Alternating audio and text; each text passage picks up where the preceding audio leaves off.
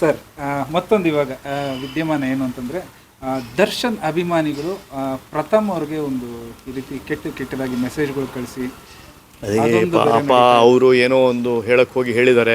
ಅದರಲ್ಲಿ ಏನೇ ತಪ್ಪೇನಿಲ್ಲ. ಯಾಕೆಂದರೆ ನೀವು ಯಾವ ಆದರ್ಶದಿಂದ ದರ್ಶನ್ನ ಗುರುಗಳನ್ನು ಮಾಡ್ಕೊಂಡಿರೋ ನನಗೆ ಗೊತ್ತಿಲ್ಲ. ದರ್ಶನ್ ಫ್ಯಾನ್ಸ್ಗಳು ಅಂತರಂಗ ಮತ್ತು ಬಹಿರಂಗ, ಇಂಟರ್ನಲ್ ಮತ್ತು ಎಕ್ಸ್ಟರ್ನಲ್ ಕ್ವಾಲಿಟೀಸ್ಗೆ ನೀವು ಫ್ಯಾನ್ ಆಗಬೇಕು.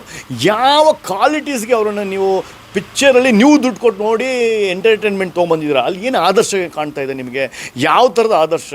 ಹೆಂಡ್ತಿಗೆ ಹೊಡೆಯೋದು ಆದರ್ಶನೇ ಅಲ್ಲ, ರೌಡಿಸಮ್ ಮಾಡೋದು ಆದರ್ಶನೇ ಅಲ್ಲ, ವೇಟ್ರಿಗೆ ಹೊಡೆಯೋದು ಆದರ್ಶನೇ ಅಲ್ಲ, ಯಾರೋ ಪ್ರೊಡ್ಯೂಸರ್ ಗಂಡು ತೋರಿಸೋದು ಆದರ್ಶನೇ ಅಲ್ಲ. ಈ ಥರದ ಮನಸ್ಥಿತಿಗೆ ನೀವು ಆದರ್ಶಕ್ಕೆ ಚಪ್ಪಾಳೆ ಹೊಡಿತೀರ ಅಂದರೆ ನಿಮ್ಮಲ್ಲೇ ಮೆಂಟ್ಯಾಲಿಟಿ ಎಲ್ಲೋ ವೀಕ್ ಇದೆ. ಅಥವಾ ಇದು ಬಾಡಿಗೆಗೆ ಬಂದಿರತಕ್ಕಂಥ ದರ್ಶನ್ ಅಭಿಮಾನಿಗಳು ಬಾಡಿಗೆ ಕೊಟ್ಟರೆ ಹೇಗೆ ರಾಜಕೀಯವಾಗಿ ಜೈಕಾರ ಹಾಕ್ತಾರೋ, ರಾಜಕೀಯ ಪಕ್ಷಕ್ಕೆ 500 ರೂಪಾಯಿ ಕೊಟ್ಟು ಒಂದು ಚಿಕನ್ ಬಿರಿಯಾನಿ ಕೊಟ್ಟರೆ ಹೇಗೆ ಜೈಕಾರ, ಇವತ್ತು ಕಾಂಗ್ರೆಸ್ಗೂ ಹಾಕ್ತಾರೆ, ನಾಳೆ BJPಗೂ ಹಾಕ್ತಾರೆ, ನಾಳೆ JDSಗೂ ಹಾಕ್ತಾರೆ, ಹಾಗೆ ಒಂದು 1000 ರೂಪಾಯಿ ಕೊಟ್ಟರೆ ನಾಳೆ ಶಿವರಾಜ್ ಕುಮಾರ್ಗೆ ಹಾಕ್ತಾರೆ, ರಜನಿಕಾಂತ್ಗೂ ಹಾಕ್ತಾರೆ. ಅವರೆಲ್ಲ ಬಾಡಿಗೆ ಅಭಿಮಾನಿಗಳು ಅಂದ್ಕೊಂಡಿದ್ದೀನಿ. ಅದನ್ನು ಎಲ್ಲಿಡಬೇಕು ಅಲ್ಲಿಡಬೇಕು ಅಷ್ಟೇ. ಸರ್, ಈಗ ಇಷ್ಟು ಮಾತಾಡ್ತೀರಿ, ಧೈರ್ಯವಾಗಿ ಯಾರಿಗೂ ಎದುರದಂಗೆ ಮಾತಾಡ್ತೀರಿ, ತಮಗೆ ಯಾವುದೇ ರೀತಿಯಾದಂಥ ಥ್ರೆಟ್ಸ್ ಅಥವಾ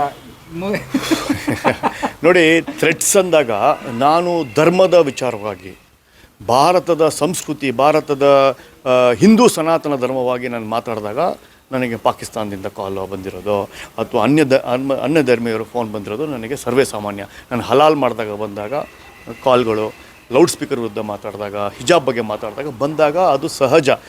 ಯಾಕೆ ಅಂದರೆ ಧರ್ಮದ ವಿಚಾರದಲ್ಲಿ ನಾವು ನಮ್ಮ ನಿಷ್ಠೆಯನ್ನು ತೋರಿಸ್ಕೊಂಡಿದ್ದೀವಿ, ಅವ್ರ ನಿಷ್ಠೆಯನ್ನು ತೋರಿಸ್ಕೊಂಡಿದ್ದಾರೆ. ಅದು ನಾನು ಪೊಲೀಸ್ ಕಂಪ್ಲೇಂಟ್ ಕೊಟ್ಟಿದ್ದೀನಿ, 3-4 ಜನ ಅರೆಸ್ಟ್ ಆಗಿದ್ದಾರೆ. ಬಟ್ ಇದು ಸಾಮಾಜಿಕ ಸಿವಿಲೈಸ್ಡ್ ವರ್ಲ್ಡಲ್ಲಿ ಹೇಗೆ ಬದುಕಬೇಕು ಅನ್ನೋದನ್ನು ನಾನು ಹೇಳ್ತಾ ಇದ್ದೀನಿ. ನೀವು ಯಾರು ಆರಾಧ್ಯ ದೇವ ಅಂದ್ಕೊಂಡಿದ್ರಲ್ಲ, ಅಯ್ಯೋ ಅದು ಆ ಬಾಸು ಒಬ್ಬ ಫ್ಯಾನನ್ನೇ ಸಾಯಿಸಿರೋದು, ಇವತ್ತು ನೀವಲ್ಲ ನಿಮ್ಮನ್ನು ಸಾಯಿಸ್ತಾನೆ. ಸೊ ಅದ್ರ ಬಗ್ಗೆ ಮಾತಾಡ್ತಾ ಇದ್ದೀನಿ. ಅವ್ರನ್ನ ನಾನು ಬುದ್ಧಿವಂತಿಯನ್ನು ಮಾಡ್ತಾ ಇದ್ದೀನಿ. ನೀವು ಹುಷಾರಾಗಿರಿ. ನಿಮ್ಮ ಆದರ್ಶ ಹೇಗಿರಬೇಕು ಅಂದರೆ ಅವನಿಂದ ಕಲ್ಕೊಳೋದು ಇರಬೇಕು. ನೀವು ಇಲ್ಲಿ ಕಲ್ಕೊಳೋದು ಏನಿಲ್ಲ. ಇಲ್ಲಿ ಬರೀ ಅವನು ಆತ ಕುಡಿತಾನೆ, ಅದು ನಿಮ್ಗೆ ಆದರ್ಶನಾ? ಹೆಂಡತಿಗೆ ಹೊಡಿತಾನೆ, ನಿಮ್ಮ ಆದರ್ಶನ? ಈ ಥರದೆಲ್ಲ ಪ್ರಶ್ನೆಗಳನ್ನು ಅವ್ರ ಫ್ಯಾನ್ಸಿಗೆ ನಾನೇ ಕೇಳಿ ಅವ್ರನ್ನ ಪರಿವರ್ತನೆ ಆಗಿದೆ. ಅವರ ಕ್ರಮೇಣವಾಗಿ ಅವ್ರ ಫ್ಯಾನ್ ಕ್ಲಬ್ಬು ಬಿದ್ದೋಗುತ್ತೆ, ಮುಗ್ದೋಗುತ್ತೆ. ಯಾಕಂದರೆ ಬಾಡಿಗೆ ಕೊಟ್ಟರೋರು ಬಾಡಿಗೆ ಬಂದಿಲ್ಲ ಅಂದರೆ ಅದ್ರದ್ದು ನಿಯತ್ತು ಕಮ್ಮಿ ಆಗುತ್ತೆ. ಸರ್, ಪ್ರಶಾಂತ್ ಸಂಪರ್ಗಿ ಅವ್ರನ್ನ ಇದು ಅನ್ಯತಾ ಅಥವಾ ಉತ್ಪ್ರೇಕ್ಷೆ ಅಂತ ಅನ್ಕೋಬಾರ್ದು. ನನಗೆ ಕಿವಿನಲ್ಲಿ ಕೇಳಿದಂಥದ್ದು ಅಥವಾ ತಮಗೆ ಬೇಜಾರಾದರೆ ಕ್ಷಮಿಸಿ ಫಸ್ಟ್ ಹೇಳ್ಬಿಡ್ತೀನಿ. ಈಗ ಒಂದು ಪಕ್ಷಕ್ಕೆ ಬಕೆಟ್ ಅಂತ ಅಥವಾ ಮತ್ತೊಂದು ಹೇಳುವಂಥದ್ದು ಚಾಲ್ತಿಯಲ್ಲಿದೆ. ಇದ್ರ ಬಗ್ಗೆ ತಮ್ಮ ನೋಡಿ, ನಾನು BJPಗೆ ಬಕೆಟ್ ಹಿಡಿತೀನಿ ಅಂದರೆ ಅವ್ರು ಕಾಂಗ್ರೆಸ್ಗೆ ಹಂಡೆ ಹಿಡಿತಾರಾ? ಅನ್ನೇ ಪ್ರಶ್ನೆ. ಖಂಡಿತ ನಾನು BJPಗೆ ಬಕೆಟ್ ಹಿಡಿತೀನಿ. ರಾಷ್ಟ್ರೀಯತೆ, ರಾಷ್ಟ್ರಧರ್ಮ, ದೇಶ ಮೊದಲು, ನಾಡು ನುಡಿ, ನರೇಂದ್ರ ಮೋದಿಗೆ ಜೈ, ಸಂವಿಧಾನಕ್ಕೆ ಜೈ ಅನ್ನೋದು ನನ್ನ ಸಿದ್ಧಾಂತ. ನಾನು ಪಾಕಿಸ್ತಾನ ಜಿಂದಾಬಾದ್ ಅಂತ ಹೇಳಿದ್ರೆ ನಾನು ಏನು ಕಾಂಗ್ರೆಸ್ಗೆ ಬಕೆಟ್ ಹಿಡಿತೀನಪ್ಪ ನೀನು ಅಂತ ನನ್ನ ಪ್ರಶ್ನೆಗಳಿದೆ. ಸೊ ನಾನು ಪ್ರತಿ ಸಲ ಹೇಳೋದು ಒಂದೇ, ಯಾವ ದೇಶದಲ್ಲಿ ಹುಟ್ಟಿದ್ದೀರಲ್ಲ ಆ ದೇಶಕ್ಕೆ ನೀನು ನಿಷ್ಠೆ ಆಗಿರೋ. ನಿಂಗೆ ಈ ದೇಶ ಇಷ್ಟ ಇಲ್ವಾ, ಬೇರೆ ದೇಶ ಇಷ್ಟನಾ, ಅಲ್ಲಿ ಹೋಗಿ ನೀನು ಸಿಟಿಸನ್ಶಿಪ್ ತಗೋ. ಯಾವುದಕ್ಕೂ ಒಂದು ನ್ಯಾಯ ಮಾಡೋ. ಇಲ್ಲಿ ಕೂತ್ಕೊಂಡು ಎಡ್ಬಿಡಂಗಿ ಥರ ಭಾರತ್ ತೆರ ತುಕಡೆ ಹೋ ಜಾಯಂಗೆ ಅಂದಾಗ ನೀನು ನನ್ನ BJP ಬಕೆಟ್ ಆದರೂ ಅನ್ನು, ಅಂದು ಭಕ್ತ ಅಂದರೂ ಅನ್ನು, ಮೋದಿ ಅಂದು ಭಕ್ತ ಆದರೂ ಅನ್ನು, ನಾನು ಭಾರತ್ ಮಾತೆಗೆ ಜೈ ನಿದ್ದೆಯಲ್ಲಿ ಕೇಳಿದ್ರು ಹೇಳ್ತೀನಿ. ಇದು ಬಿಟ್ಟರೆ ಸರ್, ಪರ್ಯಾಯವಾಗಿ ತಾವು ಹೇಳೋದ ತಮಗೆ ಬಂದಂಥ ಕೆಲವೊಂದು ಕೆಟ್ಟ ಕಾಮೆಂಟ್ಸ್ಗಳು, ಇದ್ರ ಪೂರಕವಾದ ಪ್ರಶ್ನೆ ನಾನು ಕೇಳ್ತಾ ಇದ್ದೀನಿ. ನೀವು ಒಬ್ಬ ಸಾಮಾಜಿಕ ಕಾರ್ಯಕರ್ತನಾಗಿರ್ತೀರಿ, ಸಾಕಷ್ಟು ಹೋರಾಟಗಳು ಮಾಡ್ತೀರಿ.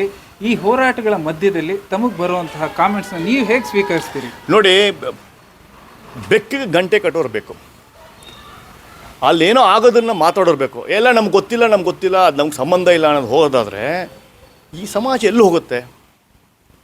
ಈ ಸಮಾಜದಲ್ಲಿ ಎಡ ಬಲ, ವಿರೋಧ, ಕಪ್ಪು ಬಿಳುಪು ಎಲ್ಲ ಇರಬೇಕು. ಕೇವಲ ನಡೆದಿದ್ದೇ ದಾರಿ ಅಂತ ಹೇಳೋದಾದರೆ ಅದನ್ನು ವಿರೋಧ ಮಾಡೋರು ಯಾರು? ನಾವು ಮಾಡ್ತೀವಿ, ವಿಷಯ ತಿಳ್ಕೊಂಡು ಮಾಡ್ತೀವಿ. ಯಾವ ವಿಷಯ ನಮಗೆ ತುಂಬ ಹತ್ತಿರವಾಗಿದೆಯೋ, ಕ್ಲೋಸ್ ಆಗಿದೆಯೋ ನಾನು ಮಾಡ್ತೀನಿ. ಸರ್, ಈಗ ಪ್ರಶಾಂತ್ ಸಂಪರ್ಗಿ ಅವ್ರಿಗೆ ಇದಕ್ಕೆಲ್ಲ ಸಮಯ ಹೇಗೆ ತೊಗೊತೀರಿ? ಎಷ್ಟು ಕೇಸ್ಗಳು ಫೇಸ್ ಮಾಡ್ತಾ ಇದ್ದೀರಿ? ರಾಜಕೀಯವಾಗಿ ಡಿಫಾಮೇಷನ್ಗಳು ಒಂದು 50 ಇದೆ. ನಾವು ಕೊಟ್ಟಿರ್ತಕ್ಕಂಥ ಕಂಪ್ಲೇಂಟ್ ಒಂದು 7-8 ಇದೆ.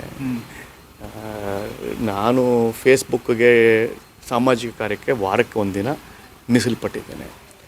ಅದರಲ್ಲಿ ಮೊದಲನೆಯ ಭಾನುವಾರ ಗಂಡಸರ ಹಕ್ಕಿಗಾಗಿ ಕಬ್ಬಂ ಪಾರ್ಕಲ್ಲಿ ನಾನು ಗಂಡಸರಿಗಾಗಿರೋ ಅನ್ಯಾಯ,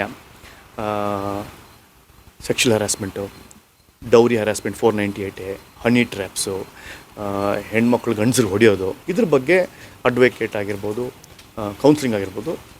ಮೊದಲನೇ ಭಾನುವಾರ 11 ಗಂಟೆಗೆ ನಾನು ಕಬ್ಬನ್ ಪಾರ್ಕಲ್ಲಿ ನನ್ನ ಸಮಯ. ಪ್ರತಿ ಭಾನುವಾರ ಬೆಳಿಗ್ಗೆ 7 ಗಂಟೆಯಿಂದ 8 ಗಂಟೆಗೆ ನಮ್ಮ ಸಂಘದ ಕಾರ್ಯಕ್ರಮ ಭಾರತ ಮೊದಲು ಅನ್ನುವ ಕಾರ್ಯಕ್ರಮ ಅಲ್ಲಿರ್ತೀನಿ. ಯಾವಾಗ ಸಿಕ್ಕಿದಾಗ ಟೈಮು ರಾಜಕೀಯವಾಗಿ ಏನಾದ್ರು ಸಿಕ್ಕಿದ್ರೆ ಬರೀತೀನಿ, ಮಾತಾಡ್ತೀನಿ. ಯಾವ ರಾಜಕೀಯ ಪಕ್ಷದಲ್ಲಿ ಇನ್ನೂ ಜವಾಬ್ದಾರಿ ಸಿಕ್ಕಿಲ್ಲ, ಜವಾಬ್ದಾರಿ ಸಿಕ್ಕಿದ್ರೆ ಫುಲ್ ಟೈಮ್ ರಾಜಕೀಯ ಆಗ್ತೀನಿ. ಅಲ್ಲ, ನೀವು ರಾಜಕಾರಣಿ ಆಗೋದ್ರಲ್ಲಿ ಎರಡು ಮಾತಿಲ್ಲ, ಪರಿಶುದ್ಧವಾದ ನಾಲ್ಗೆ ಇದೆ. ಅದು ನನ್ನ ಪ್ರಕಾರವಾಗಿ ಕೆಲವರು ಏನೇನು ತಿಳ್ಕೊತಾರೋ ಗೊತ್ತಿಲ್ಲ. ಆದರೆ ಇಷ್ಟೆಲ್ಲ ಮಾಡ್ತಾ ಇರೋವಂಥ ಪ್ರಶಾಂತ್ ಸಂಬರ್ಗಿ ಅವರು ಫ್ಯಾಮ್ಲಿಗೆ ಏನು ಇದು ಸಮಯ ಕೊಡ್ತಾ ಇದ್ದೀರಿ? ನಿಮ್ಮ ಹತ್ರ ಮಾತಾಡೋದು 10 ನಿಮಿಷ, ಇರೋದು 24 ಗಂಟೆ.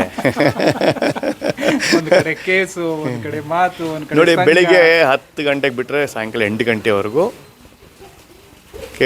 ಕೇಸು, ನನ್ನ ರಿಯಲ್ ಎಸ್ಟೇಟ್ ವ್ಯವಹಾರ, ಚಿತ್ರರಂಗದ ಡಿಸ್ಟ್ರಿಬ್ಯೂಷನ್ನು, ಚಿತ್ರ ನಟನೆ ಅದ್ರಲ್ಲಿ ಮಾತಾಡ್ತೀನಿ.